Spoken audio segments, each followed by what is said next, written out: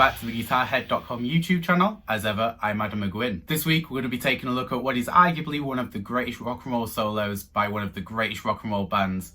So strap yourselves in, folks. We're going to be taking a road trip to the underworld. And let's get stuck into the solo, and as always we'll break it down phrase by phrase and take a look at any cool techniques along the way.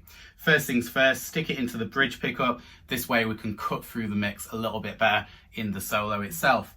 So here's phrase 1 slowed down.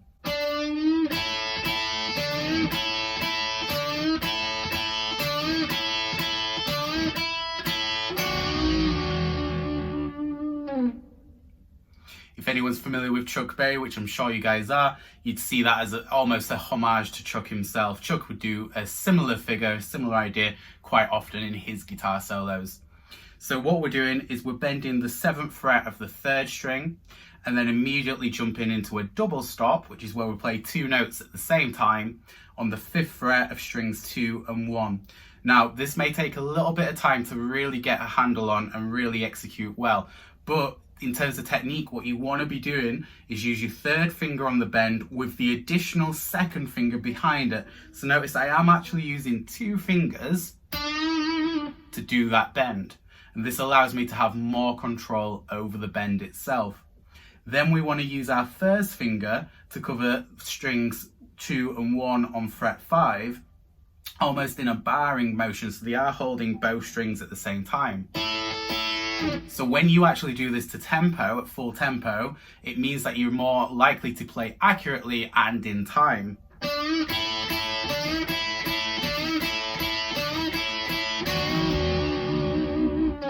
So you play that figure 5 times in total and then finish it off with a further double stop on the 7th fret of strings 3 and 2. So I'm using my 3rd finger on the 3rd string and my pinky underneath on the 2nd string. And what I want to do is also bend that 3rd string again.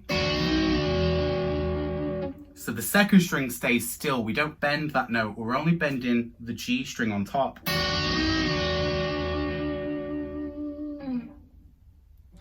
Moving into phrase 2, slow down. So I'm playing string 3, fret 5, moving up to string 4, fret 7, directly down to fret 7 of string 3, and back to fret 5 of string 3. Adding a slight quarter bend on that note, and then resolving on the 7th fret of the 4th string. Now and again, depending on what performance I watch, Angus actually may double stop that 5th fret, which admittedly adds a lot of growl and a lot of texture to the phrase. So I would be more inclined to double stop that note, so play 5 of the 3rd string and 5 of the 2nd string at the same time. Just another thing to point out here as well, which is a really cool thing to do in your solos to create extra tension and dynamics. Your picking hand, palm mute. So we're laying our hand karate chop as close as you can to the bridge, and that way you create a muted, sort of dull and thud sound. Whereas if it wasn't there, so just notice how all of them notes ring out and resonate. What we're actually wanting to do is the opposite of that, and it creates more of a percussive sort of tonality to the note. Moving into phrase 3.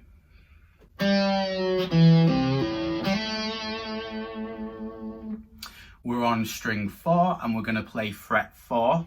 And we're going to pre-bend. Now notice how I am pulling that note down to the floor, not up to the roof, to the sky, just as a precautionary measure more than anything, because if you do tend to bend the bass strings up, it's more likely that you're going to run out of room. And we don't necessarily want that sound.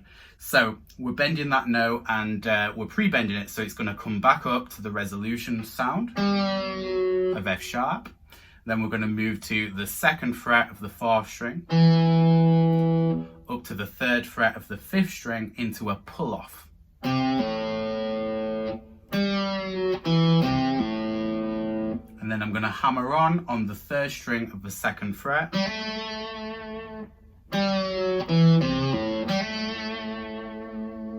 and add a little bit of vibrato there at the end. Moving into phrase 3.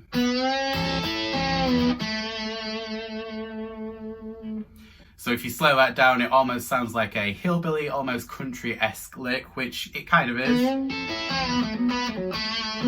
But when you speed it up, play it with a little bit of distortion, it almost becomes a new thing entirely. We're on the 4th fret of the 3rd string. We're going to bend that note, keep it bent, so don't let it resolve, then use your pinky to play frets 5 of string 1 and 2. So notice I'm using that pinky again to cover 2 notes at the same time. So we're going to bend that note, then we're going to use our picking hand to drop down to the 1st string, then the 2nd string. Once you've done that, we're then going to resolve the bend. So the bend note can then resolve back down to where it started, which is a B note. And then we're going to resolve that on the 2nd fret of the 3rd string. Moving into phrase 5, slow down.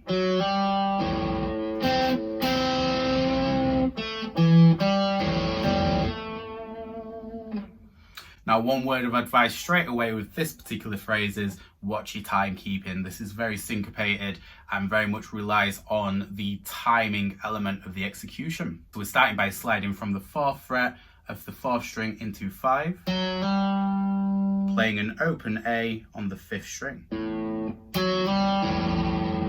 Then we're going to play a double stop on the 5th fret of the 3rd and 2nd strings.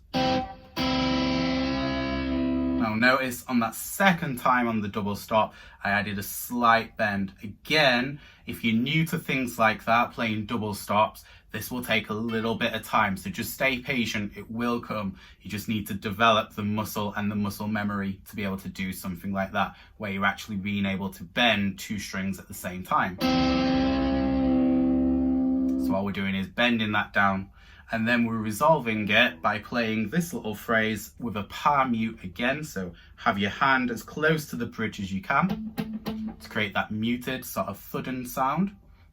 And we're going to play fret 7 of string 4 up to 7 of string 5, then 5 of string 4, then an open A, resolving to 7 of the 4th string. Again, watch your time keeping there. It very much makes more sense. That phrase makes more sense when you play it to a backing track or a metronome.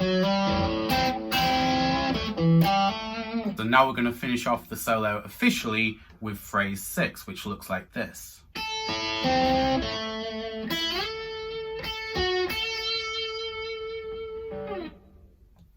So we're up on the 5th fret, and we're going to use a little arpeggio motif here by playing 5 of 1, 2 and 3 with a slight bend on the last note there, leaning into the 7th fret of the 4th string.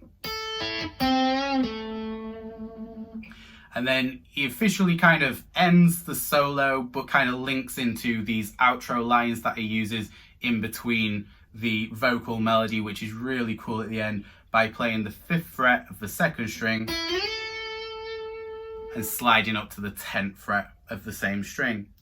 As always, I really hope you got something out of today's video. For me personally, Angus has a great ear for phrasing, and that's why you can play 2 or 3 notes of an AC/DC riff, lick or solo, and instantly people will be able to tell you what that song is, and that's the true hallmark of a great guitar player. So with that in mind, if there's a solo, riff or lick idea that you'd like me to explore in these videos, please put it in the comment section below. In the meantime guys, you can check out books such as Electric Guitar Techniques, where you can find 11 essential electric guitar techniques for any rock and blues guitar player. The link is in the description below.